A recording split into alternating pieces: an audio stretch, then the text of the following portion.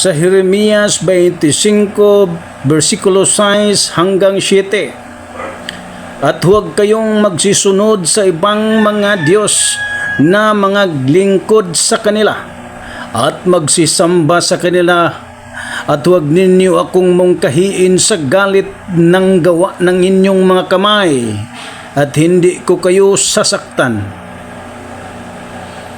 Gayon may hindi kayo mga kinig sa akin, sabi ng Panginoon, upang mungkahiin ninyo ako sa galit ng gawa ng inyong mga kamay sa inyong sariling ikapapahamak. Yun ang salita ng Diyos.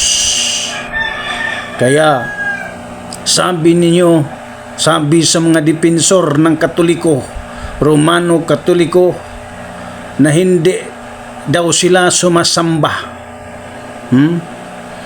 Yung pagluhod, paghalik ng mga inuukit na mga larawan, yun ay pagsamba.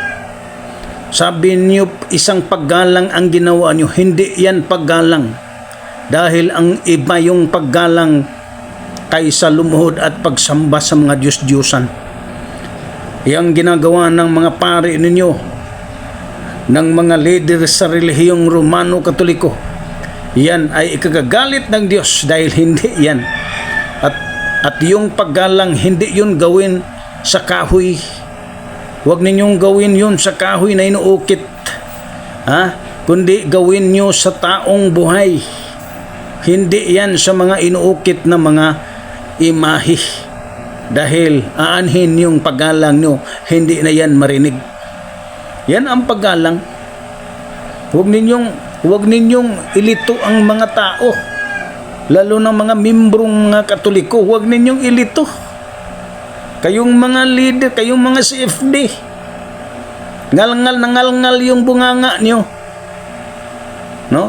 Dapat magpatino kayo dahil hindi talaga kayo papayagan ng Diyos.